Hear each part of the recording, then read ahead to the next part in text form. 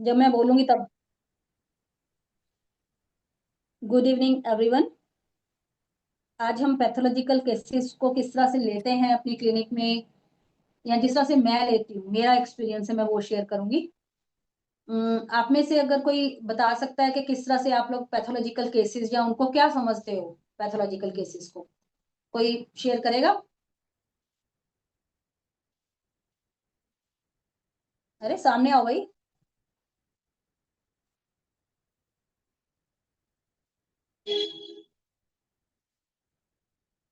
मीनाक्षी, संपदा,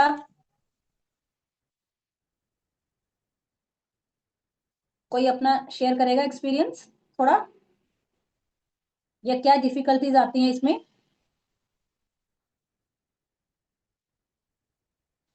देखिए, pathological cases से मीनिंग क्या होता है कि अगर बॉडी में फिजियोलॉजी किसी की खराब हो जाए, जो नॉर्मल फिजियोलॉजिकल एक्शन है बॉडी में किसी भी ऑर्गन का, जो हमारा सीबीसी नॉर्मल हुआ, एलएफटी नॉर्मल हुआ, अगर वो नॉर्मल होने की बजाय हमें एबनॉर्मल रीडिंग्स दिखाए, दैट इज कॉल्ड पैथोलॉजी उस ऑर्गन की, है ना। अब जो मैं अपनी क्लिनिक में शेयर करती हूँ, हमारे पास काफी डीप पैथोलॉजिकल केसेस आते हैं जिसमें सिर्फ रिपोर्ट्स नहीं है, ऑर्गन के अंदर भी चीजें जो है वो सारी डिस्टर्ब आती हैं। जैसे फाइब्रॉइड हुआ, है ना, मल्टीपल फाइब्रॉइड्स के केसेस बहुत आते हैं। पीसीओडी की जगह पीसीओएस के केसेस आजकल कॉमन हो गए हैं। ट्यूमर्स, फाइब्रोएडिनोमा, कैंसर्स, सीआरएफ के केसेस। तो ये केसेस, अब इनको लेने का तरीका जो मेरा है, जो मुझे, जिसमें मुझे सक्सेस मिला है, जिसमें मेरा एक्सपीरियंस अच्छा बना है, मैं अपनी तरफ से वो शेयर करती हूँ। देखिए, माइंड का ट्रेंड है आजकल, और माइंड में क्या करते हैं कि जो उस सिचुएशन में उसको ऑकवर्ड लगे, उसको डिस्टर्ब करे, वो सिम्टम्स पिक करते हैं। मुझे पर्सनली ऐसे लगता है कि हमें वो सिम्टम्स पिक करने चाहिए माइंड लेवल पर जो अनकॉमन हो। कोई भी बीमार इंसान अपने बारे में बोलेगा ही कि मुझे अच्छा नहीं लगता है बीमारी से, मुझे जल्दी ठीक होना है। तो मुझे नहीं लगता कि ये कोई सिम्टम है, क्योंकि ये कॉमन है। हर कोई जल्दी ठीक होना चाहता है, किसी को बीमारी अच्छी नहीं लगती ना। हाँ, उस बीमारी में आपका एक्सपीरियंस कैसा है, उस बीमारी में आपके डिल्यूजन्स, आपका मेंटल स्टेट कैसा है, आपके नॉर्मल मेंटल स्टेट से कितना चेंज है, अगर हम वो पिक करें तो वो ज्यादा बेहतर होगा। एक तो ये रास्ता है अंदर जाने का, लेकिन इसके साथ साथ हमें मालूम होना चाहिए कि जो पैथोलॉजिकल चेंजेस बॉडी के अंदर आई हैं, मींस कि जो फिजियोलॉजी चेंज हुई है बॉडी में किसी ऑर्गन की, जो फिजियोलॉजिकल एक्शन खराब हुआ है बॉडी का, वो सफियर जो है बॉडी का जो खराब हो रहा है, वो सफियर जो है वो उस मेडिसिन में है जिसके हम सिम्टम्स माइंड के ले रहे हैं। या फिर जो मेडिसिन हमने पिक करी है माइंड लेवल पर, क्या वो सिर्फ मेंटल सिम्टम्स को ही निकालेगी, है ना। पैथोलॉजी डजंट मीन कि ये वो फिजिकल लेवल पर ही आपको खराब कर रही है, वो आपको माइंड लेवल पर भी खराब करती है। तो मेंटल पैथोलॉजी क्या है और फिजियोलॉजिकल पैथोलॉजी क्या है, दोनों अगर एक सेम मेडिसिन में अगर फॉल करें तो रिजल्ट्स बहुत ही बेहतर मिलते हैं। टोटलिटी ऑफ सिम्टम्स इसको बोलते हैं, हम बोलते हैं सिमलिमम, उसको टच करना हम कहते हैं। मैं हमेशा अपने स्टूडेंट्स को मैं बोलती हूँ कि अंदर जाने का, मरीज के अंदर जाने के कई रास्ते हैं। वी आर सो ब्लेस्ड कि हमारे पास होम्योपैथी में कितने रास्ते हैं। हम ऑर्गेनन के थ्रू अंदर जाते हैं, हम फिजिकल लेवल से अंदर जा सकते हैं, हम माइंड लेवल से अंदर जाते हैं। लेकिन हमारा अंदर जाने का रास्ता इतना करेक्ट होना चाहिए कि हम सही रेमडी तक पहुंच जाए। आप माइंड से अंदर जाते हैं तो we have to know, we should know properly कि हमारा वो रास्ता सही है। वो सिम्टम्स पिक कीजिए जो अनकॉमन है, जो उसकी नॉर्मल स्टेट से एबनॉर्मल स्टेट को कितना चेंज कर रहा है, उसका मेंटल स्टेट, हमको वो पकड़ना है। ठीक है। सॉरी। जिस तरह से हम फिजिकल लेवल को पकड़ते हैं, नॉर्मल में कैसा है, एबनॉर्मल में कैसा है। ठीक है। एलएफटी नॉर्मल की रीडिंग्स अलग होती हैं, लेकिन एबनॉर्मल में हम ओटीपीटी देखते हैं, बड़ा हुआ एएलपी एएलटी देखते हैं, तो हमें पता होता है कि ये खराब है ना। लेकिन जब हम मेंटल पैथोलॉजी को पिक कर लेते हैं और फिजियोलॉजिकल पैथोलॉजी जो है उसकी है, जो फिजिकल पैथोलॉजी है, हम उसको नहीं ले रहे हैं, तो कई बार मैंने डॉक्टर्स को देखा है मेंटल लेवल पर तो वो ठीक हो गया है, लेकिन फिजिकल लेवल उसका सेम है, रिपोर्ट्स में उसका ज्यादा आ गया। What does it mean? हमारा केस खराब हुआ है या सही हुआ है? रिपोर्ट्स में नॉर्मल नहीं आ रहा है। हमने क्या ठीक करा? कौन सा मेंटल ठीक करा? हमारे पास वो इंसान पागल होके तो आया नहीं था। सिचुएशंस लाइफ की पल पल बदलती हैं, day to day, hour to hour हमारा सिचुएशन चेंज होता है, तो हमारा माइंड जो पिक कर रहा है हमारे एटमॉस्फेयर को, हमारे आसपास की सिचुएशंस को, उस हिसाब से रिएक्ट करता है। तो हमने उसमें क्या चेंज कर दिया? हमने कुछ चेंज नहीं करा है। ठीक है, तो माइंड को पकड़ना है तो इतना स्टीक पकड़ना कि वो रेमेडी आपके फिजिकल लेवल को टच जरूर करे। अगर वो टच नहीं करती है तो वो गलत रास्ता है। दूसरा रास्ता क्या है कि हम फिजिकल वे से अंदर जाएं, डायरेक्ट उसकी पैथोलॉजी पकड़े, सिम्टम्स पकड़े, हम आउटर से इनर की तरफ को जाए। मेरी क्लिनिक पे जो मेरा एक्सपीरियंस रहता है, हम हमेशा आउटर से ही पकड़ते हैं ताकि वो क्लियर हो, धीरे धीरे हम उसके इनर को टच करें। अगर हमें उसका इनर, उसका मेंटल पैथोलॉजी और फिजिकल पैथोलॉजी हमारा सेम मैच करे तो हम वहां पे भी वर्क करते हैं।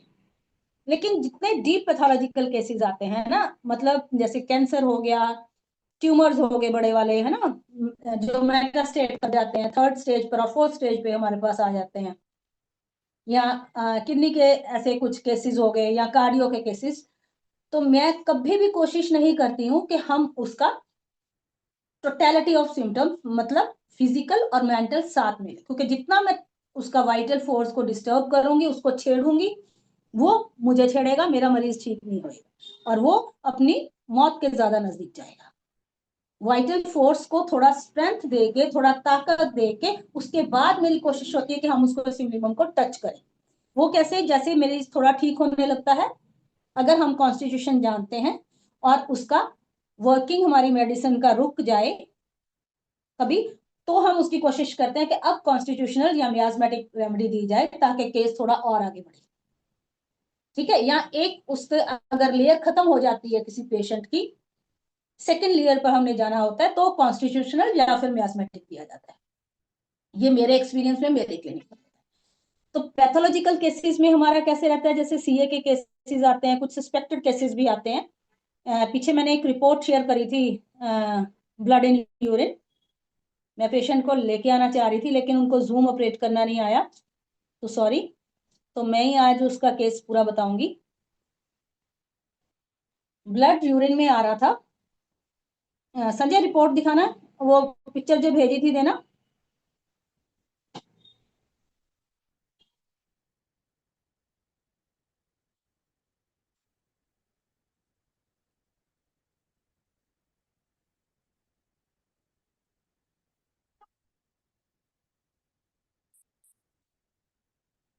संजय,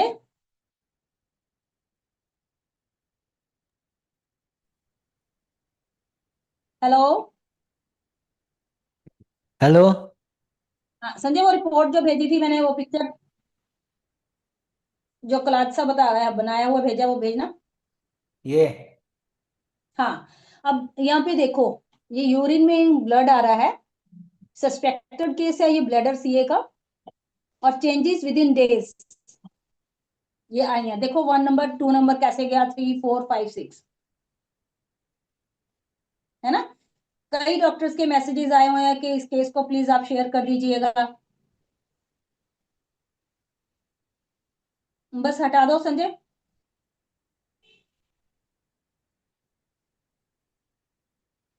ये केस हमें किस कंडीशन में मिला था? इनको यूरिन का इशू आ रहा था, प्रोस्टेट का इशू इनको है, ये 90+ की एज है। तो आप सोचो कि 90+ की एज में कितना बॉडी की स्ट्रेंथ होगी। बॉडी की स्ट्रेंथ नहीं है, वीक है बॉडी, और सेल डैमेज 90+ में जाके कितना ज्यादा पेशेंट को रहता है ना। तब इनको यूरिन में थोड़ा रुकावट आना शुरू हुआ, पहले रुक रुक के आना लगा, तो लगा कि प्रोस्टेट का इशू है शायद। ठीक है, तो डॉक्टर के पास गए, उन्होंने कैथेटर लगाया, कैथेटर लगाने के बाद थोड़े इश्यूज आए कि यूरिन खुल के आया नहीं, अब निकाल दो। ये पेशेंट बहुत स्टबन नेचर के भी हैं, ऑब्स्टिनेट है बहुत, नॉर्मल कंडीशन में और अबनॉर्मल में, दोनों कंडीशंस में ही स्टबन है। तो हम इसकी ऑब्स्टिनेसी को कैसे पिक करेंगे, है ना? ये तो नॉर्मल है, लेकिन उस ऑब्स्टिनेसी में रिएक्ट कैसे करते हैं, अगर आपको माइंड पे पिक करना है तो आप उधर को जा सकते हैं। मैं तो माइंड नहीं लेती, तो जो लोग लेते हैं उनको ये पता होगा पक्का कि हाँ ये नॉर्मल में भी ऑब्स्टिनेट, अब एबनॉर्मल भी है, लेकिन एबनॉर्मल में ऑब्स्टिनेट नेचर इनका किस तरह का रिएक्शन लेके आता है वो पिक करना ज्यादा जरूरी होता है। ठीक है, अभी जो हमने देखा था इस केस में कि जब ये एडमिट हुए ना हॉस्पिटल में, तो कैथेटर लगाया, कुछ एक दो दिन बाद इनको नींद नहीं आती थी, थोड़ा दर्द रहता था, यूरिन का प्रेशर बनता था, तो नींद की दवाइयां वगैरह दे रहे थे, वो इंजेक्शन दे रहे थे कुछ, तो सोते रहे, डंब हुए, और साथ में यूरिन में ब्लड आना शुरू हुआ। 2-4 दिन ब्लड आया, तो यूरोलॉजिस्ट जो थे उन्होंने देखा अंदर से, सीटी जब इनका करा कि अंदर ब्लड क्लॉट है, ब्लैडर के अंदर काफी बड़ा कुछ एक कंपोनेंट दिख रहा है, क्लॉटेड सा दिख रहा है, आप उसको ब्लड क्लॉट कह लीजिए, लेकिन कुछ ऐसी ग्रोथ अंदर है, वो उसको छेड़ना नहीं चाह रहे थे। वो कह रहे हैं कि हाँ ये एक वेसल जो है वो रप्चर कर गई है, तो ब्लीडिंग हो रही है, हम उस वेसल को सर्जरी कर देते हैं छोटी सी, बिना उस ग्रोथ को टच करें, ताकि ब्लीडिंग रुक जाए।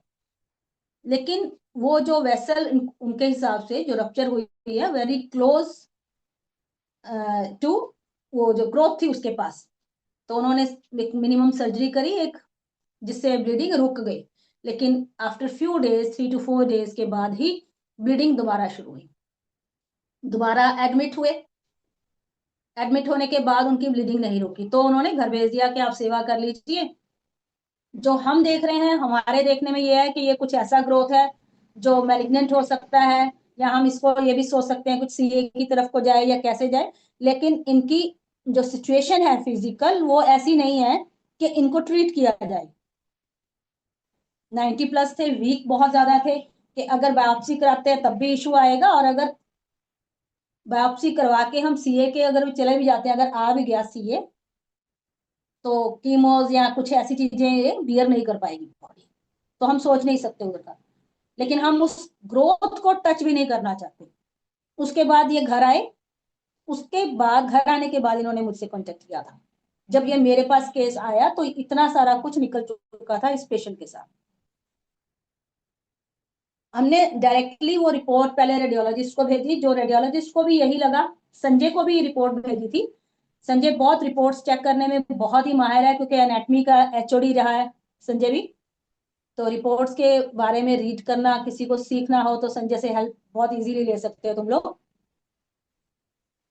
सबको यही लग रहा था कि मे बी पॉसिबल है, इसमें पॉसिबिलिटीज हैं सीए की। तो हमारे लिए ये सस्पेक्टेड केस सीए का था, ब्लैडर सीए का।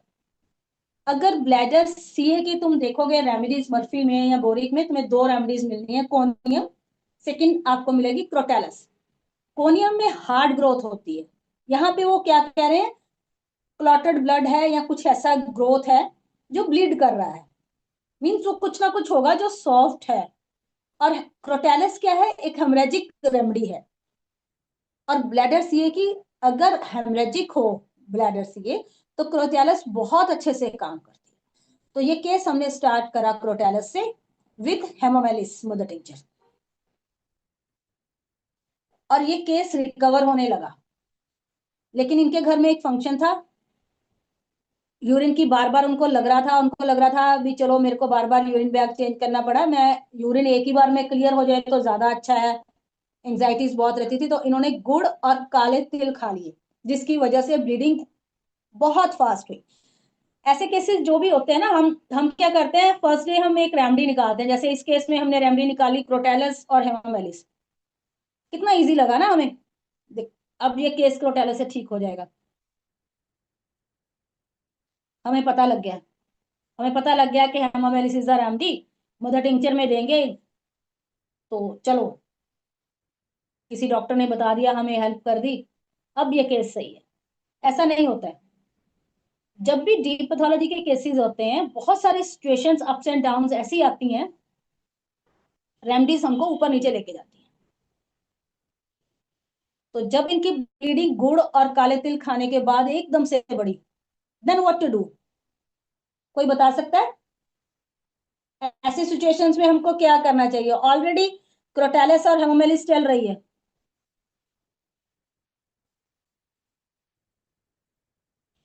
आपके केस ठीक होता होता एकदम से डाउनफॉल आया।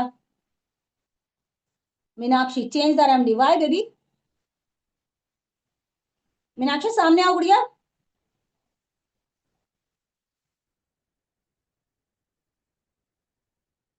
Why to change? The symptoms change हुए हैं तो रेमेडी चेंज नहीं करेंगे? हाँ, सिम्टम्स की जैसे क्या हुआ? ब्लीडिंग ज्यादा बढ़ गई है, ब्लीडिंग तो पहले भी थी, हमने रिकवर करी, ब्लीडिंग कम हो रही थी, लेकिन ब्लीडिंग दोबारा बढ़ गई है, तो क्या करें? लेकिन कॉज कैसे? कॉज की वजह से जो उसको एड्रेस नहीं कर सकते हम, मतलब जिस हाँ कॉज बताओ की ना, वजह से। कैसे करोगे बताओ। नहीं, मुझे इतना एक्सपीरियंस नहीं है दी पैथोलॉजिकल, मैं तो खुद सीखना चाहती हूँ। बेटू, आप डॉक्टर हो, हम किताबें पढ़े हैं ना। आपने हम्म। सही बोला कि कॉज को हम डील कर सकते हैं। बैठाओ, सोचो, थोड़ा सा और सोचो। तुम सही रास्ते पर हो, थोड़ा सा और सोचो आगे।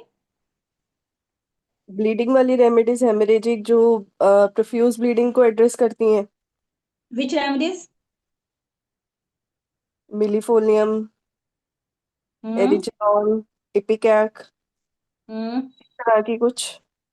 अब देखो, जब भी कोई रेमेडी पिक करते हो ना मीनाक्षी, तुम सही रास्ते पे जा रही हो, लेकिन थोड़ा और सोचो बेबी।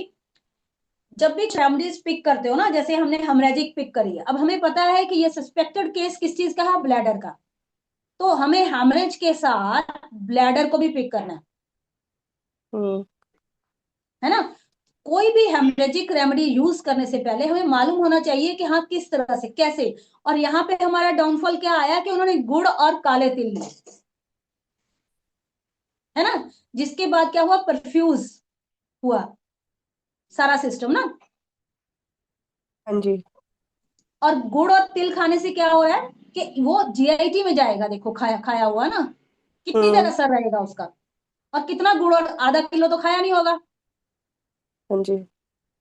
कितने देर असर रहेगा? 24 to 48 आवर्स, मैक्सिमम 72 आवर्स, सही कह रहे हो। है ना? तो यहाँ पे चेंज क्यों करना? ये कामनेस अपनी लेकर आओ, सोचो समझो, और जो है जैसे है वैसे ही रहने दो। क्योंकि यहाँ पे क्या है? एग्जिस्टिंग कॉज है, वो क्या है? जीआईटी। जीआईटी वंस है, जीआईटी ऐसे रिपीटेड नहीं है कॉज, है ना? एक बार खाया, कितना खाया हो? 3-4 गोली खाई, कितना असर करेगा वो? एक दिन 2 दिन करेगा ना। ठीक। कुछ चेंज नहीं करा हमने। हमने उल्टा हेमोमेलिस यहाँ पे बंद करी। हेमोमेलिस क्यों बंद क्यों करा था? क्योंकि जब गुड़ और तिल उन्होंने खाया, उनके मुंह के अंदर एक बड़ा छाला भी हो गया था। अब हेमोमेलिस क्रूड फॉर्म में दे रहे हैं, वो कड़वी लगेगी। एज ऐसी है, सेल डैमेज ज्यादा है, वहां पे रिकवरी कम होगी। एपेटाइट वैसे ही लो था, अगर वो छाला बढ़ता है तो एपेटाइट कैसे उनका बढ़ेगा? उन्होंने दर्द के मारे छाले की वजह से खाना नहीं खाएंगे। हमने कुछ चेंज नहीं करा, उल्टा हेमोमेलिस क्यों को बंद करा? क्योंकि वो कड़वी लगेगी मुंह में, तो प्रॉब्लम आएगी, छाले को उसको बढ़ा सकती है जख्म को। क्रोटेलस पे ही डाला, जिससे क्या हुआ कि ब्लीडिंग 2 दिन बाद तो ऑलरेडी बंद होनी ही थी, वो बंद हो गई।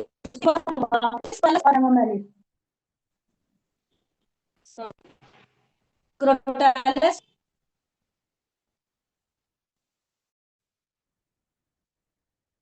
हेलो, ऑडिबल हूँ? Yes ma'am. Hello. Yes ma'am, Audible हो। ओके। तो क्या हमने हेमोमेलिस बंद करा, उसका एक रीजन था, लेकिन क्रोटेलस को चालू रखा। आफ्टर 2 डेज, 2.5 डेज, सब कुछ नॉर्मल हुआ इस केस में, ठीक है? और उसके बाद इनका जब यूरिन टेस्ट करवाते थे धीरे धीरे देख रहे थे हम आरबीसी 0 आ गया, लेकिन पस सेल्स जो थे वो स्टिल एग्जिस्ट कर रहे थे। अब उनको कुछ 10-12 दिन बाद उनको पेनिस में दर्द हुआ, स्वेलिंग हुई। अब यहाँ पे रीजंस क्या हो सकते हैं? जबकि आरबीसीज बिल्कुल नील थे, पस सेल्स बढ़ते जा रहे हैं और स्वेलिंग है पेनिस पे और पेन था acute. And now what to do? सोचो सोचो, बहुत सिंपल है बेटा।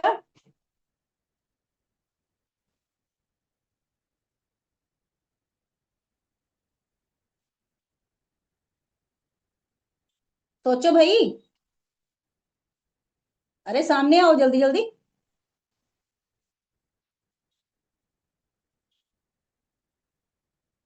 थोड़ा सा सोचो।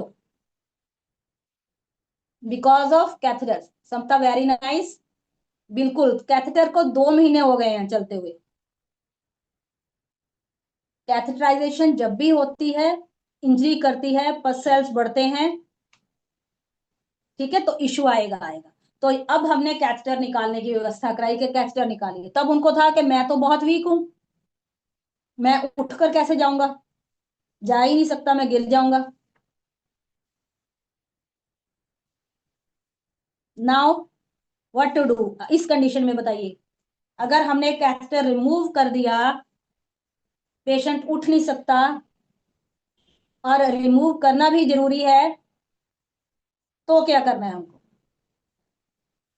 प्रोस्टेट का इशू है, पीएसए नॉर्मल है, डायपर। हाँ सोच सकते हैं, लेकिन patient is not ready for diaper. बहुत अच्छा बोला है, डायपर मैंने भी सजेस्ट करा था। प्रोस्टेट का इशू है, देखिए बार बार यूरिनेशन होता है, थोड़ा थोड़ा थोड़ा ना। तो वो क्या करते थे, डायपर जब लगता था ना, जरा सा शिशु आया, बस बस बस इसको निकालो, नया लगाओ। कैथेटर को थोड़ा सा रीड करना जाके कि कैथेटराइजेशन के भी तरीके होते हैं। एक मेल कैथ होता है जो पेनिस के ऊपर से लगता है, वो आउटर होता है। कैथेटराइजेशन क्या होती है? इंसर्शन। जब इंसर्शन होती है तो पस बन सकती है, तो वहां पे इंफेक्शन आ सकती है। लेकिन जो मेल कैथ होता है जिसको आउटर से लगाते हैं हम, वहां पे ये इश्यू नहीं आता। तब हमने ये सोचा कि कैथेटराइजेशन हटाएंगे और इनको मेल कैथ पर शिफ्ट करेंगे। तो अच्छा से अच्छा, इसमें एक और चीज मैं बताऊं, थोड़ा पीछे लेके जाती हूँ पहले, बाद में हम कैथेटराइजेशन पे आएंगे, ठीक है। इस केस में क्या हो रहा था कि जब ब्लीडिंग हो रही थी तो बीच बीच में पस सेल्स भी आ रहे थे, क्लॉट्स आ रहे थे मोटे मोटे। और क्लॉट जब आगे आ जाता था तो बड़ा पेनफुल होता था, यूरिन पास नहीं हो पा रहा था। तो यहाँ पे इरिगेशन लगवाई गई। अब इरिगेशन क्या है कि उसमें थोड़ा सा अंदर प्रेशर दिया जाता है कि वो कोई भी क्लॉट जो है वो आगे ना आए। अगर क्लॉट आगे आएगा तो इन्फेक्शन के चांसेस बढ़ेंगे। नोट करना, यहाँ पे इन्फेक्शन के चांसेस बढ़ेंगे। इन्फेक्शन के चांसेस बढ़ेंगे तो यूरिन फिर से रुकेगा, फिर से हमें सर्जरी करानी पड़ेगी। अब ये पॉइंट याद रखना, क्योंकि आगे जाके ये आगे फिर इशू आने के चांसेस हैं। पहले इरिगेशन हटाया 3-4 दिन के लिए, फिर उसके बाद जब इरिगेशन करते थे तो साथ में फटकड़ी थोड़ा सा डाल के क्लीन भी करा जाता था ब्लैडर, ताकि कोई भी बैक्टीरियल इन्फेक्शन के चांसेस ना हो। 3-4 दिन विदाउट इरिगेशन रखा। 4-5 दिन बाद हमने जब कैथेटर उतारा तो डॉक्टर ने ये बोला कि इस पेशेंट को दोबारा कैथेटराइजेशन पर आना ही पड़ेगा, यूरिन पास आउट नहीं होएगा। एडमिट करो, 2-3 घंटे 4 घंटे और वेट करो। अगेन कॉल टू मी कि वो ऐसे कह रहे हैं। अब यहाँ पे कैथेटर की इंजरी है, बेचैनी बहुत ज्यादा है। यहाँ पे हमको क्या करना है? पेशेंट को कैथेटर की इंजरी भी है, एंग्जाइटीज हैं बहुत ज्यादा।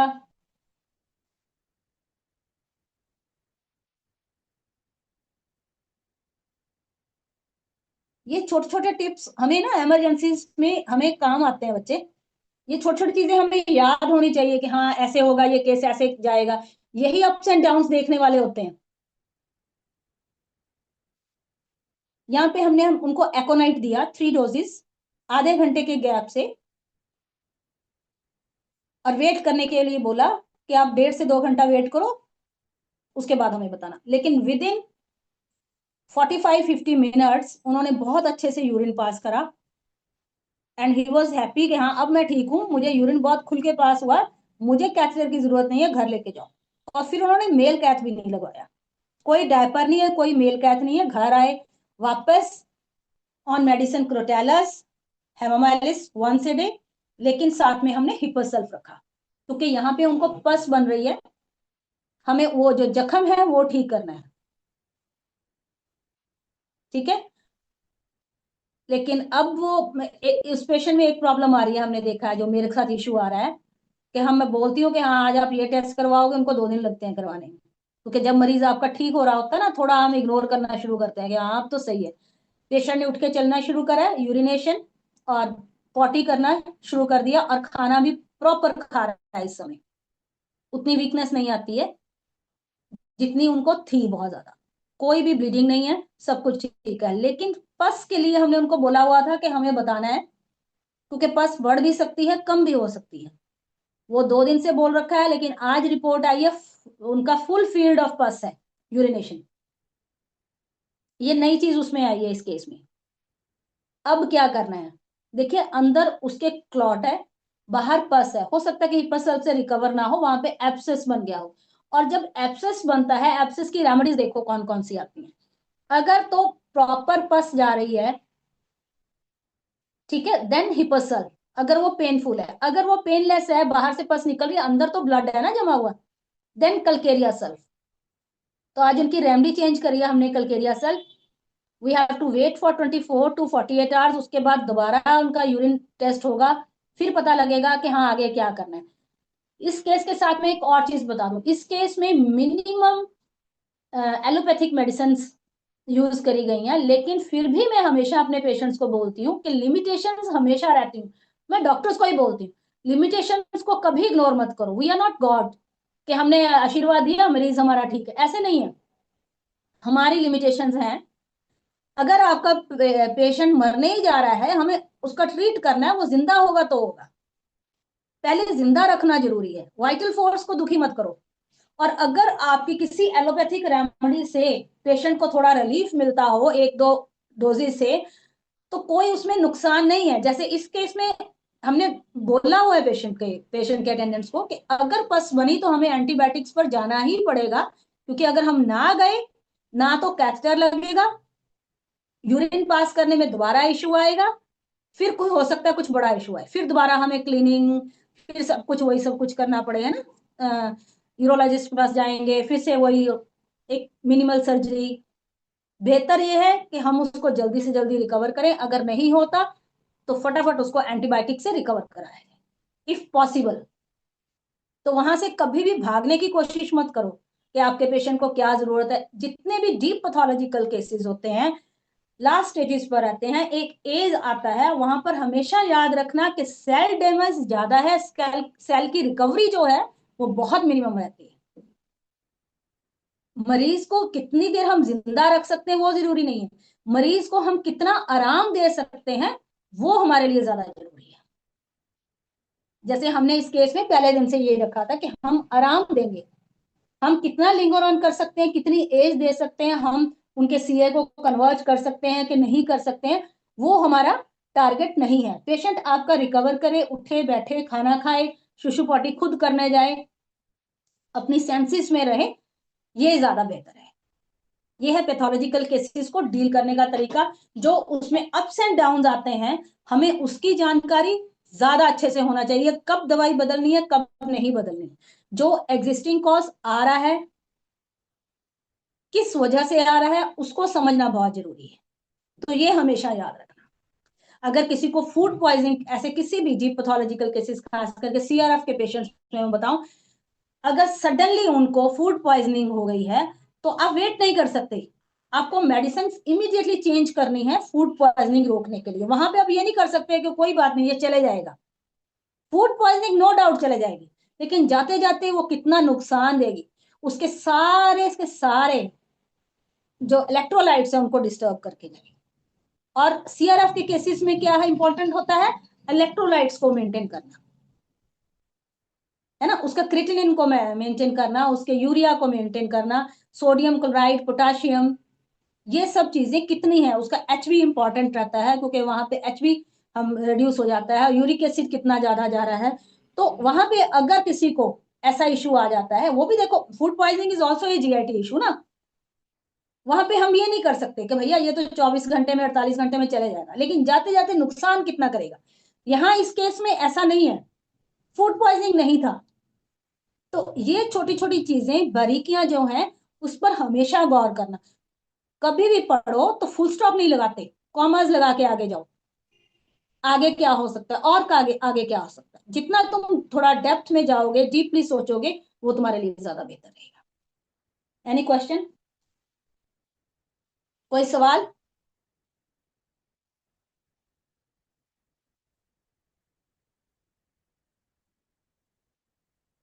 अरे कुछ समझ नहीं आया या सारा समझ आ गया? कुछ तो बोलो कोई।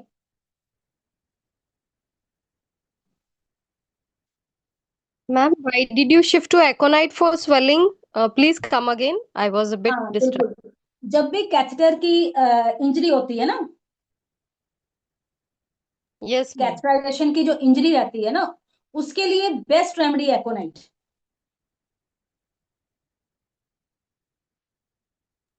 Okay, ma'am. Anupama, Not, why not ठीक है, calendula? कैलेंडुला भी कर सकते हैं, लेकिन कैलेंडुला उतना अच्छा वर्क नहीं करती जितना अच्छा कैलेंडुला से आप वॉश करोगे, 30 में दोगे, वो उतना उतना अच्छा नहीं वर्क करती। जो कैथेटराइजेशन की इंजरी है, जिसकी वजह से यूरिन ने रुकना है, यूरिन को चलाना भी है, और जो उसकी वजह से एंजाइटी भी आ रही है मरीज को, है Yes, ना, ma'am. We वो आगे also प्रेडिक्ट use भी कर रहा है। अब प्रेडिक्ट करना ये Aconite. नहीं होता कि एकोनाइट में कि उसने अपनी डेथ ही प्रेडिक्ट करनी है ना, No, no, ma'am. Actually, we है use ना। Aconite when newborn baby doesn't pass his first urine due to the बिल्कुल severe trauma it has बिल्कुल undergone. बिल्कुल बिल्कुल।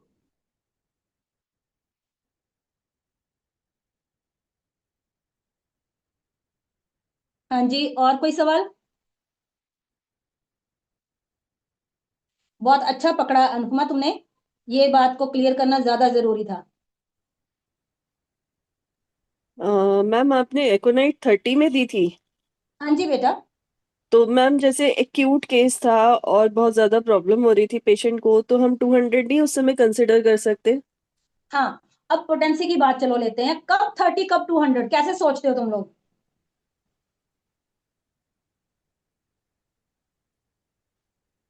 पहले तो यूरिन 30 ट्राई।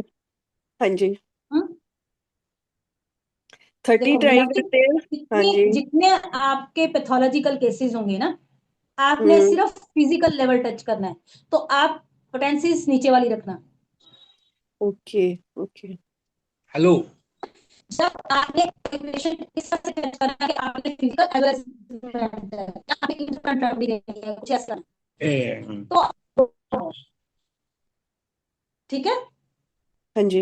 मैं मेरी क्लिनिक में 99% रेमडीज जो है वो 30 में यूज होती हैं, क्योंकि हमारे पास पेशेंट्स ही सारे ऑलमोस्ट ये रहते हैं।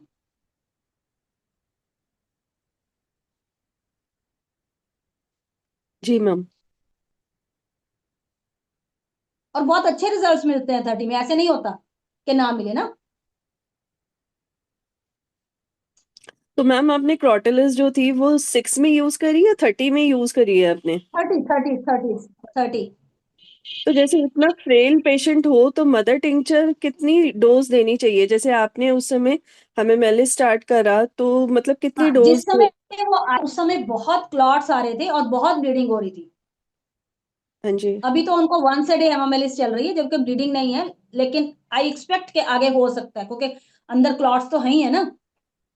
ओके, तो आपने मतलब शुरू से ही एक बार दी है आपने नहीं हेमेमेलिस? नहीं, हमने ये तब तक दी है जब तक ब्लीडिंग उनको रही है, जब यूरिन क्लियर हो गया उसके बाद वंस ए डे चल रहा है बस। अच्छा, ए, तो हेलो मतलब हाँ रोमिला, जी। ये यस। रिपीटेड डोज देती या सिंगल डोज देती? ना ना क्योंकि ना, वो पहले रिपीटेड, से सिंगल सिंगल डिफेक्टिंग से कैसे मेडिसिन है ठीक ना। होगा भैया? राजेश भाई, सिंगल से कैसे रिकवर होगा? नहीं कवर तो ये करना तो फिर सिंगल भी कर जाएगी। नहीं मेरे केसेस में तो ऐसा होता नहीं है, देखो मेरा कोई ऐसा एक्सपीरियंस है नहीं है, मैंने अच्छा कभी ऐसा देखा नहीं, तो मैं कह नहीं सकती। जिनके ठीक सिंगल है डोज में होते हैं भैया ऐसे डीप पैथोलॉजी के केसेस, तो भैया राम राम, बहुत अच्छी बात है, अपने नहीं होते। ठीक है। ਤੇ ਕੈਥੇਟਰਾਈਜੇਸ਼ਨ ਤੋਂ ਬਾਅਦ ਮੈਗਨੀਸ਼ੀਅਮ ਫਾਸ ਦਾ ਵੀ ਰਿਜ਼ਲਟ ਬਹੁਤ ਸੋਹਣਾ ਹੈ। हाँ जी, मैग्नीशियम फॉस भी अच्छा है, लेकिन सिम्टम्स भी तो वैसे आए ना। ਨਹੀਂ ਪਰ ਗੱਲ ਪਤਾ ਕੀ ਹੈ, ਹੁਣ ਇਹ ਨਹੀਂ ਨਾ पता कि सडन ऑनसेट होया है। किस चीज का सडन ऑनसेट हुआ? ਜਿਹੜੀ ਉਹਦੀ यूरिन ਦੀ डिबलिंग शुरू हुई। नहीं, प्रोस्टेट का इशू है, सडन ऑनसेट था ही नहीं, बहुत देर से है। और ये कैसे? एकोनाइट इस करके नहीं देती गई भैया, इस करके नहीं दी कि हमने कि उसका सडन ऑनसेट था, ये है वो है। वो सिर्फ कैथराइजेशन की इंजरी और यूरिन कैथराइजेशन के बाद आएगा या नहीं आएगा। ਹਾਂ ਤੇ ਉਹਦੇ ਲਈ ਤੇ ਫਿਰ ਮੈਗਨੀਸ਼ੀਅਮ ਫਾਸਫੈਟੋ सेलेनियम ये तो बहुत सोहना रिजल्ट है। मैं पहली बार होगा तो एकोनाइट मैंने सुनी है। मैंने एकोनाइट दिया, उससे रिजल्ट मिल गया बस, चल फिर ठीक है ना। हम्म। रिजल्ट ना मिलता तो सोचती, मुझे मिल गया बस, ਜਦੋਂ ओके। ਕੈਥੇਟਰ ਪਾਇਆ ਹੁੰਦਾ ਹੈ, ਕਈਆਂ ਦੇ ਮਿਊਕਸ ਬਹੁਤ ਜ਼ਿਆਦਾ ਆਉਂਦਾ ਹੈ। ਉਹਦੇ बिल्कुल ਲਈ आता ਫਿਰ है। ਕਿਹੜੀ ਸਟੈਫ ਵਰਤੀ ਜਾਂਦੀ ਹੈ, ਕਿਹੜੀ ਵਰਤੀ ਜਾਂਦੀ ਹੈ? देखो जब म्यूकस आएगा तो दवाई में भी आपके म्यूकस होना चाहिए ना, हम्म है ना। हम्म। अब वो रेमडी सामने आएंगी जिसमें साथ में म्यूकस आए, ठीक है। तो वो वाली रेमडीज जैसे मर्कूरियस हो गया, हम्म। वो वाली रेमडीज ढूंढनी पड़ेगी आपको कोई ना कोई। ਕਿਉਂਕਿ ਜ਼ਿਆਦਾਤਰ ਕੈਸਟਰ ਜਿਨ੍ਹਾਂ ਦੇ ਪਿਆ ਹੁੰਦਾ ਉਹਨਾਂ ਦੇ ਮਿਊਕਸ ਆਉਣ ਲੱਗ ਜਾਂਦਾ ਹੈ। म्यूकस नहीं भैया, उसमें वो रहता है ज्यादातर पस, क्योंकि इंजरीज होती हैं, पस आता है। अब देखो इस केस में क्या है, जिस कैथेटर उतारा ठीक रहे हफ्ता दिन ना, लेकिन वो चेक नहीं करवा रहे हैं, करवा लेते हैं, भूल गए, ये हो गया वो हो गया, तो क्या हो गया, आज सडनली कराया तो फुलफिल्ड है। और यही पहले पता होता हमें कि हाँ बढ़ रही है पस, तो हम मेडिसिन भी चेंज करते या कुछ और सोचते, ठीक है। है ना। दो दो तीन तीन दिन बाद जब ऐसा पेशेंट हो, हमें पता हो कि भैया बहुत एज है, डीप पैथोलॉजीज है, ऐसे केसेस में 2 3 4 दिन के बाद आपको फॉलोअप मिलता रहे, रिपोर्ट्स मिलती रहे।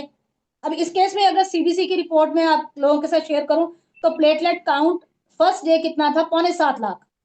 ਕਿਉਂਕਿ ਕ੍ਰੋਟੈਲਸ ਨੇ ਤੇ ਸਡਨ ਇਨਕਰੀਜ਼ ਕਰ ਦੇਣਾ। ਕਿਉਂਕਿ हाँ। ਮੈਂ ਡੇਂਗੂ ਦੇ ਵਿੱਚ ਯੂਜ਼ ਕਰਦਾ, ਪਰ ਮੈਂ ਸਿੰਗਲ ਡੋਜ਼ ਹੀ ਯੂਜ਼ ਕਰਦਾ ਨਾ ਜਦੋਂ 50,000 ਤੋਂ ਘੱਟ ਹੋਵੇ। नहीं, क्रोटैलस ब्लैडर कैंसर की रेमडी है, मैंने पहले ही बोला है। यूज यहाँ पे क्यों करी गई, क्योंकि हेमरेजिक है, ब्लैडर कैंसर की रेमडी है। ਨਹੀਂ ਉਹ ਤੇ ਹੈਗੀ ਹੈ ਵਾ, ਕਿਉਂਕਿ ਡੇਂਗੂ ਦੇ ਵਿੱਚ ਉਹ ਸਡਨ ਫਾਲ ਹੁੰਦਾ ਨਾ, ਹੈਪੇਟਾਈਟਸ ਬੀ ਵੱਲ ਜਾਣ ਨੂੰ ਫਿਰਦਾ ਪੇਸ਼ੈਂਟ। राजेश भैया, जब भी हम पैथोलॉजी स्पीक करते हैं ना, उसके अगेंस्ट जितनी रेमडीज आते हैं उस रेमडीज का ऑरा रहता है। ठीक अब है। क्रोटैलस जब डेंगू पे वर्क करती है वो डिफरेंट हम्म। है ना। जब सीए पे वर्क करेगी वो डिफरेंट है, लेकिन गाइडिंग सिम्टम्स सेम रहेंगे। उसमें एक ऐसा थ्रेड रहेगा जो सारी बीमारियों में एक जैसा है, जैसे हेमरेजिक होना उसका, ठीक है। है ना, वो सेम रहेगा। हम्म। जैसे हम बेलाडोना देखते हैं, वो मेंटल पैथोलॉजी हो, फिजिकल पैथोलॉजी हो, 4 ऑर्गन्स के लिए अलग अलग तरह से यूज की जा रही हो, लेकिन कोई ना कोई ऐसी चीज होगी जो चारों ऑर्गन्स में, जो उसकी मेंटल पैथोलॉजी फिजिकल पैथोलॉजी में सेम आएगा। ठीक है। जैसे उसकी इन्फ्लामेशन है ना, ठीक ठीक। तो इस तरह से क्रोटैलस का रहता है। रेमेडीज को जब भी हम पढ़ते हैं, हम किस विजन से पढ़ते हैं, जैसे डॉक्टर नीलम हमेशा एक माइंड के विजन से पढ़ते हैं और बहुत एक्यूरेट रहते हैं। हम्म। मेरे को नहीं आता है वो पढ़ना ही नहीं आता ना, मैं जब भी पढ़ूंगी तो पैथोलॉजी व्यू से पढ़ूंगी, ठीक ठीक ठीक। तो मेरी एक्यूरेसी है वो, है ना। हाँ हाँ ठीक है ठीक है। तो कौन से ऑर्गन पे कौन सा व्यू लेके आ रहा है वो सामने, वो हमें मालूम होना चाहिए।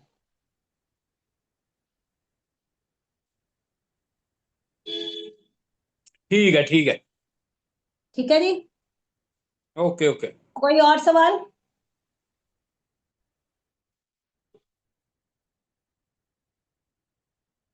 हेलो। हाँ जी।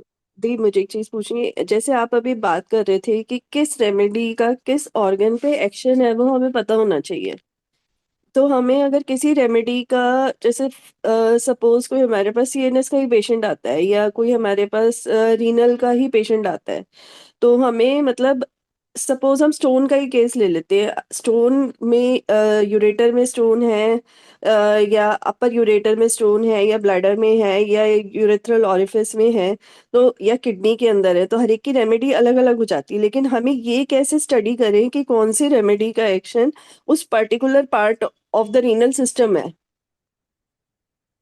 हम्म, ठीक तो बोल रही हो, आगे चलो। वो कहाँ से स्टडी करें हम? वो बेटा कैसे तुम पता रीनल, चलेगा? अच्छा कौन सी बुक से स्टडी करना है? या मैं फॉलो करती हूँ बोरिक और मर्फी को। लेकिन मैम बोरिक में इस तरह की डिटेल नहीं दे रखी है, बहुत कम जगह पर डिटेल है उसमें। आप फर्स्ट स्टैंजा पढ़ते हो, उसका जो पहला पैरा होता है वो छोड़ देते हैं लोग।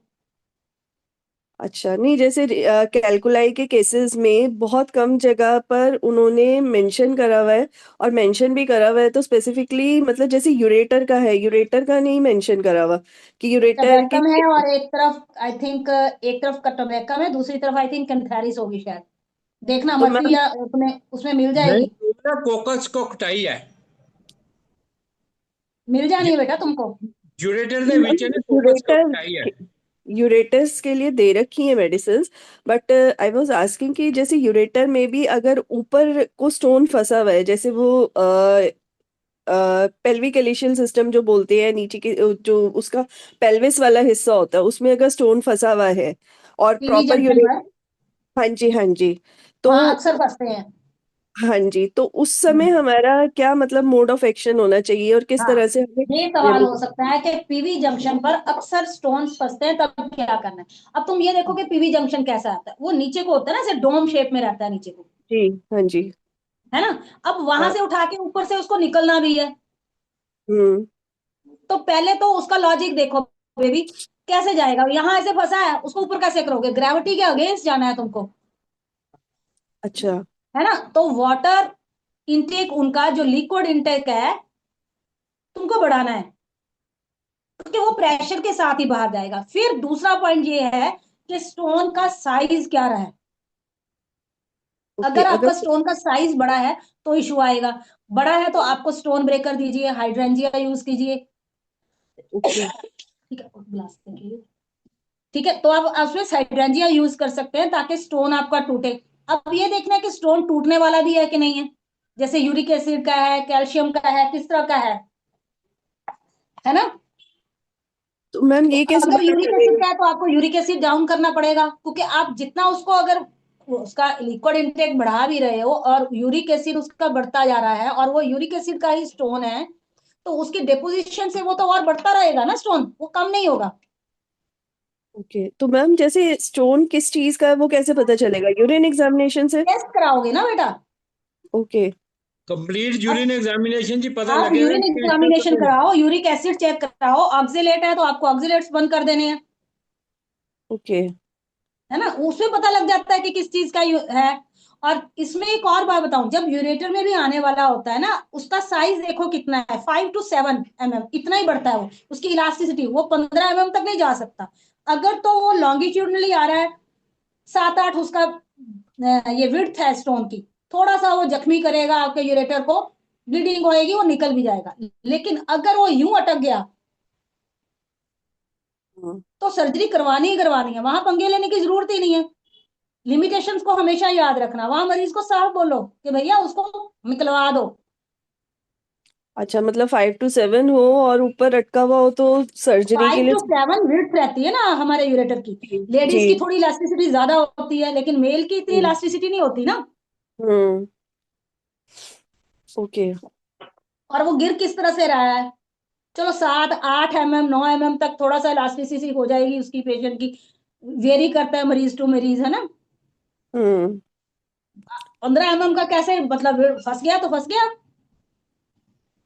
यहाँ तो ओके उसको तोड़िए स्टोन को। मैम, अगर हाइड्रेंजिया देने के बाद भी स्टोन का साइज सेम है तो इसका मतलब वो स्टोन नहीं ब्रेक हो रहा, तो फिर हमें चेंज करनी पड़ेगी रेमेडी? सिलिशिया नहीं, कुछ 6x स्टोन दे नहीं दियो। होते ना ऑक्जेलेट स्टोन से, वो टूटते ही नहीं है जल्दी, ओके। है ना। हम्म। तो तभी जो तो मैं कह रही हूँ, हमारा हमें पता होना चाहिए ना हम ट्रीट क्या कर रहे हैं। हम ऐसे ही धोखे से नहीं जी नहीं। अब तो कैल्शियम का स्टोन बहुत जल्दी टूट जाता है। हम्म। Uric okay. एसिड की डिपोजिशन को हम कंट्रोल में लेके आ सकते हैं दवाइयों से ना। हम्म। आप बर्बेरिस की जगह अर्टिका यूरिनस दीजिए, पानी ज्यादा पिलाइए, प्रोटीन प्रोटीन सॉरी बोलिए प्यूरिन्स जो होते हैं हाँ वो जी। आप बंद करवाइए, क्योंकि हाई प्यूरिन्स बंद करना होता है यूरिक एसिड में, हम लोग प्रोटीन्स बंद करना शुरू कर देते हैं, हम्म। है ना। Yes ma'am. तो ये छोटी छोटी बारीकियां जो हैं वो अगर मालूम हो तो इजी हो जाते हैं केसेस डील करने। ऐसे ऐसे तुमने स्टोन की बात करी है तो मेरे दिमाग में देखो एकदम से है गॉल स्टोन्स, है ना। गॉल स्टोन्स देखो क्या है, बाइल का होगा या फिर कोलेस्ट्रॉल का होगा, कैल्शियम का होगा। लेकिन जैसे हमें पता होगा हम उसको डील कर सकते हैं। बाइल का होगा तो फेलतुरी रेमडी, उसको जो भी सिम्टम आता है तुम दो, लेकिन फेलतुरी देते रहो साथ में। अगर कोलेस्ट्रॉल का आ रहा है, उसकी डिपोजिशन है स्टोन की, सिम्टम बेस आप कुछ भी दे रहे हो दो, लेकिन साथ में कोलेस्ट्रिनम जरूर दो, ओके। है ना, ताकि वो डिपोजिशन कम हो। हम्म। अच्छा मैम, जैसे अभी आपने गॉलस्टोन की बात करी, अब जैसे थायराइड के केसेस हमारे पास आते हैं, सपोज, तो थायराइड का केस हमने लिया, अभी रिसेंटली मेरे पास एक केस आया तो मैंने पल्सिटिला दी। पल्सिटिला हम्म से टीएसएच लेवल में माइनर सा इम्प्रूवमेंट आया। बट हम्म ऐसे केसेस में हमें मतलब क्या, मतलब ऐसी, जैसे अभी आपने फेल्टोरी और कोलेस्ट्रिनम की बात करी, तो हम थायराइडिनम भी दे सकते हैं क्या? बिल्कुल हम दे सकते हैं, लेकिन थायराइड अगर रिकवर नहीं हो रहा है तो हम 1-2 महीने बाद हम पैथोलॉजी क्लासेस करते हैं। मैं हाँ पेड जी। क्लासेस होती हैं, तो उसमें जी मैम। हमारा थायराइड का क्लास निकल गया है। वैसे तो थायराइड को जब भी हम चेक कराते हो तुम लोग पहले देखो तो सही वो रिकवर होने वाला है कि नहीं है, ऑटोम्यून तो नहीं है। बहुत सारे ऐसे रोग हैं जो ऑटोम्यून है, जो आपके ठीक हो जाएंगे लेकिन विद द ट्रिगर वो वापस आता है। पहले तो वो देखना जरूरी है, उसका टीपीओ जरूर चेक करना, हम्म। ठीक है। रिकवरी के बाद वापस आता है कि नहीं। अगर टीपीओ वाज नॉर्मल तो यहाँ उम्मीद होती है, लेकिन उसके साथ साथ ये तो पता होना चाहिए ना कि ये thyroid hormone T3 T4 TSH कौन सा हार्मोन कहाँ से बढ़ रहा है, कौन से ऑर्गन से, हाइपोथैलेमस से है या पिट्यूटरी ग्लैंड कर रहा है इसको पुश। हमें सिर्फ इतना पता है कि वो थायराइड ग्लैंड जो है हमारा है यहाँ पे, सिर्फ वो इसको लुक आफ्टर कर रहा है। अरे भाई ये ग्लैंड को भी तो कोई ऑपरेट कर रहा होगा। T3 T4 यही थोड़े पड़े हुए हैं हमारे गले के अंदर, ये तो ग्लैंड है ना। तो मैम, जैसे उस तो पेशेंट का, हाइपोथैलेमस और पिट्यूटरी का नॉर्मल होना भी उतना ही जरूरी है। अगर आपके केस में कुछ इशू आता है तो पिट्यूटरियम को जरूर यूज करो। तो जैसे मैम उस पेशेंट का टीएसएच बिल्कुल 0.0 समथिंग चल रहा था, तो उसमें हम्म माइनर के इम्प्रूवमेंट में अगर हम कुछ साथ में शुरू करना चाहें, तो मतलब हमारा क्या वो होना चाहिए पेशेंट के लिए? बेटे, एक तो उसके जो मेजर फिजिकल सिम्टम्स हैं, हाँ जैसे उसका जी। डाइजेशन, उसकी स्किन इलास्टिसिटी, हेयर इलास्टिसिटी, है ना, या। उसका जीआईटी, हम्म। ये तुमको पिक करना ही पड़ेगा। मैम इवन उसी के, फीमेल और मेल है। फीमेल है, उसी के बेसिस पर पल्सिटिला निकली थी, ओवरऑल उनकी अच्छा, जो फीमेल है तो हिस्टोपेथोलॉजी तुम्हारे थी। उसकी मेंस्ट्रुअल हिस्ट्री तुमको देखनी पड़ेगी साथ में ना। हाँ, वो सब नॉर्मल मैम, मैक्सिमम सिम्टम्स उसके नॉर्मल थे, एक्सेप्ट फॉर सम की एंजाइटी सोते हुए ज्यादा होती है, पैल्पिटेशंस बहुत थी, बट हाँ, अब इस पल्सिटिला चीज को देने के पकड़ो, एंजाइटीज और हाँ। पैल्पिटेशंस को तुम पकड़ो। हाँ जी। तो पल्सिटिला देने के बाद मार्क्ड इम्प्रूवमेंट हुई थी, अब मतलब बेटा उसको। सुनो, हाँ जी। एंजाइटीज और पैल्पिटेशंस तुम पिक कर रही हो, थोड़ा हम्म। सा और गौर करो कि एंजाइटीज और पैल्पिटेशंस उनको कब कब होती हैं। डेली हो रही हैं, विद इन 10 डेज और विद इन 15 डेज हो रही हैं, क्योंकि जिनको थायराइड का इशू होता है उनको अक्सर हम्म। पूर्णमासी के आसपास ये प्रॉब्लम्स बढ़ती या कमती हैं। ओके। ठीक है ना। अगर ऐसा कुछ इशू आता है तो आपको मेडिसिन वो पिक करनी है। अच्छा, ठीक है। तो इसमें इस तरह के केसेस में मैम हमें कॉन्स्टिट्यूशनल ही देनी चाहिए, या मतलब कुछ और भी जरूरी नहीं है तरीका हम? कॉन्स्टिट्यूशन, आप सिम्टम बेस भी दे सकते हो, आप कॉन्स्टिट्यूशनल लास्ट में दीजिए ताकि वो रिकवर हो जाए। हम्म। तो अगर कॉन्स्टिट्यूशनल को फॉलो ना करके हम पैथोलॉजिकल के एज अ पैथोलॉजिकल केस उसे देखें, तो हम्म मतलब जैसे अब मैंने आपको बताया उसमें बहुत कम सिम्टम्स थे, सिर्फ पैल्पिटेशंस और एंजाइटी थी, तो उसे हम कैसे एड्रेस करें फिर कि थायराइड पे भी असर आए और बाकी चीजें भी उसकी कंट्रोल हो जाए, हाँ, तो जैसे लेवल थायराइड का वगैरह। सिम्टम है पैल्पिटेशन एंजाइटी। हाँ जी, तो इस समय मतलब उसके हिसाब से हम देखें तो हमारा पेशेंट जो उसके कोई भी सिम्टम नहीं है। क्यों नहीं है? उसकी तुम थायराइड बोल रही हो, पैल्पिटेशन एंजाइटी है, मेजर हाँ जी। सिम्टम्स है थायराइड का ये। हाँ जी, तो कॉमन हो गया ना वो। अरे कॉमन सिम्टम हो गया, कब एग्रावेट कर रहा है कब एम्यूलरेट कर रहा है वो कॉमन थोड़े होगा, अच्छा अच्छा, है ना? ठीक है। हाँ, तो अगर वो मेडिसिन देने के बाद सिम्टम ठीक हो जाता है लेकिन थायराइड के लेवल्स ठीक नहीं होते तो फिर हमें कॉन्स्टिट्यूशन पे जाना चाहिए। तो हमको मेडिसिन दोबारा देखनी पड़ेगी कि भैया हमारी मेडिसिन गलत है, हमने गलत पिक करी है, हम्म। हम अधूरे हैं, है ना? या दोबारा देखो केस को ताकि दूसरी मेडिसिन निकल सके। वो मेडिसिन पिक करो जिसमें तुमको भी ये नहीं मालूम कि एग्रावेशन और एम्यूलरेशन कब है। हाँ जी। अगर तुम इसके नजदीक जाओगी, देखोगी मूनलाइट से कोई रिश्ता है कि नहीं है उनका, तो नजदीक हम्म। चले जाओगी मरीज के, और मेरे हिसाब से डेफिनेटली उसका कोई ना कोई आएगा सिम्टम ऐसा। ओके। ठीक है, जी। कोई और सवाल किसी का पैथोलॉजिकल केसेस के ऊपर? लेकिन प्रॉपर डिस्कशन के साथ, जैसे मीनाक्षी ने करा है। बहुत सारे सवाल, बहुत सारे आपको आंसर्स मिल जाते हैं जब आप एक केस को पैथोलॉजिकल उसके ऊपर डिस्कशन करते हो। रेमडी नहीं पूछनी है, रेमडी तुम ही ढूंढोगे। जिस तरह से मीनाक्षी को हेल्प करा मैंने, किस तरह से देखना है।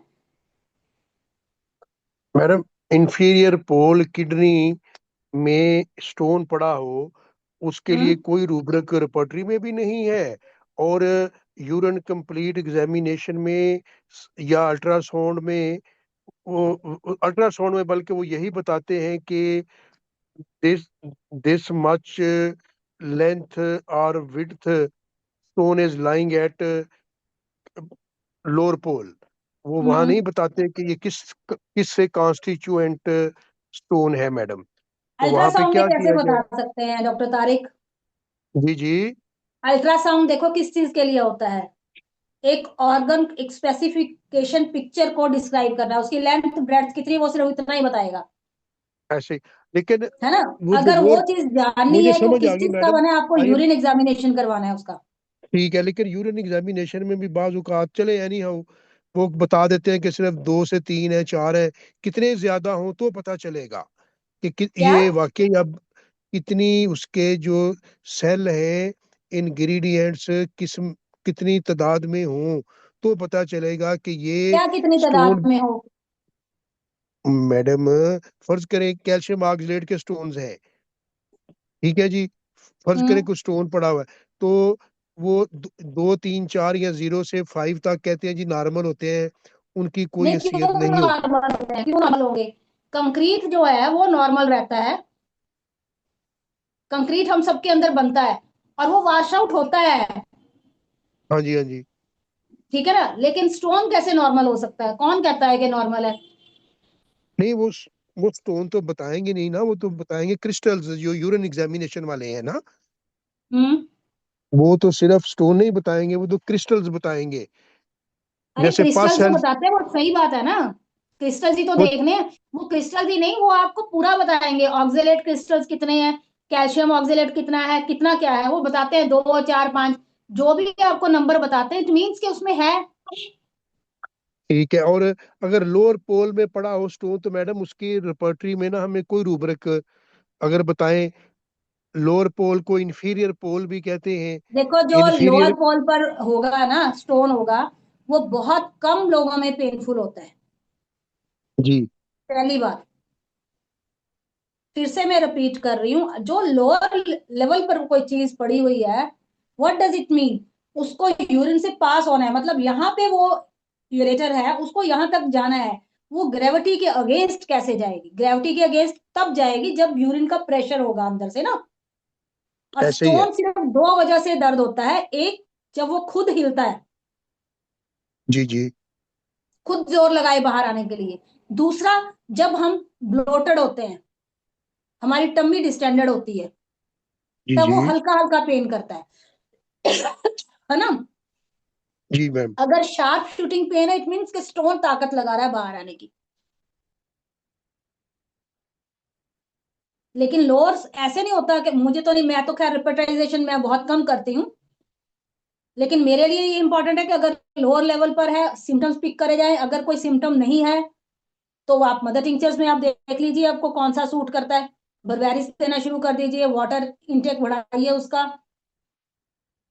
आप उसके प्यूरिन्स कम कर दीजिए, जिस भी चीज का है, अगर कैल्शियम का है तो मिल्क प्रोडक्ट्स बंद कीजिए, ऑक्जेलेट का है तो आप नट्स बंद कर दीजिए, ठीक है। है ना। जी वो तो जी। आपको ही देखना पड़ेगा आपकी रिपोर्ट्स क्या कहती हैं, लेकिन मतलब लोअर ये पोल हुआ। वाला बहुत कम दर्द होता है, जी जी। दर्द मैडम ये वो हुआ होगा जो कि बाहर निकलेगा। जब भी कोई पेन से आए तो उसका ना सिर्फ अल्ट्रासाउंड करवाया जाए बल्कि यूरिन कंप्लीट भी करवाया जाए ताकि हाँ जी, स्लिप। दोनों चीजें। ठीक है ma'am, thank you very much. और बड़ा अच्छा बताया, great, I am so thankful to you.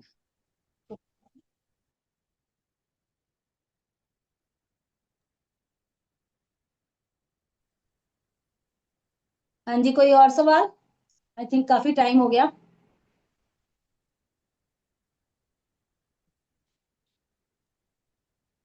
Thank you the enlighten करने के लिए। क्वेरीज काफी हद अरे तक थोड़ी थैंक सी यू, सॉल्व तुमने हुई है। कोशिश करी तुमने पूछने की, नहीं तो पूछते भी नहीं है लोग। और नहीं मैडम ये मैम। अगर एक अच्छा काम करें कि जो नियर स्पेसिफिक होते हैं ना मैडम, अगर बताना हम्म, पसंद फरमाएं अपने clinical experiences regarding head to toe diseases, sir हाँ से जी, शुरू हो जाए, बालों से, नींद से, तो कोई नियर हम ना स्पेसिफिक्स एक होते हैं ना। एक फर्स्ट जी मार्च को एक क्लास रख रहे हैं, डायग्नोसिस बाय जी नेल्स एंड टंग, जी किस तरह से डायग्नोसिस बनाते हैं इससे, ठीक है, डिफरेंशियल डायग्नोसिस क्या होंगे और इसके साथ रिलेटेड स्पेसिफिक रेमेडीज। जी जी आपको अगर लगता है किसी को सीखना पैथोलॉजी के इसमें इसके अंदर कैसे जा सकते हैं हम, हमें डायग्नोसिस बनाने आने चाहिए, और फिर स्पेसिफिक रेमेडीज जो है, स्फीयर ऑफ एक्शन क्या आया, तो आप वो लोग क्लास ज्वाइन कर सकते हैं। मेरा पर्सनल नंबर सबके पास है, मेरा नंबर कॉल करो, वैसे भी क्लास थ्रो करी है, डेर में लिखा हुआ आ रहा है आजकल। मैं आपको मैसेज कर देता हूँ मैडम, वो मुझे सेंड बिल्कुल फरमा बिल्कुल, दीजिएगा।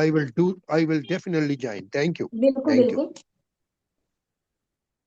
देखिए पैथोलॉजी पर काम करना कोई ऐसे नहीं होता कि बहुत मुश्किल है, बहुत इजी लगता है, मुझे तो बहुत इजी लगता है, क्योंकि एटलीस्ट क्लियर कट चीजें हैं, हमें सोचना नहीं है, उसमें जो है वो है। और बहुत अच्छा। हम बोलते हैं ना, जब प्रिजुडाइज मत हो, पैथोलॉजी जी में जी। प्रिजुडाइज कैसे हो गया, हो ही नहीं सकते, जो दिख रहा है नहीं बस हो वही सकते। है। बहुत अच्छे, बहुत अच्छे मैम। तो मेंटल इसलिए भी पैथोलॉजी पे हाँ हम प्रेजुडाइज हो जाते हैं, हम दूसरे के इमोशंस को अपने इमोशंस के साथ, अपने थॉट प्रोसेस के साथ सोचना शुरू कर देते हैं। वो आपने स्टडी भी तो पैथोलॉजी की बहुत ज्यादा की होगी, है, समझा होगा ना मैडम, एमबीबीएस लेवल का, इसलिए। तपस्या है सर मेरी, मेरे टीचर हैं डॉक्टर रविंदर कोचर, बहुत लंबा टाइम तक उनके साथ रही हूँ, और स्टिल मैं बहुत उनके साथ डिस्कशंस भी रहते हैं, तो ये जो विद्या होती है ना, एक तपस्या रहती है।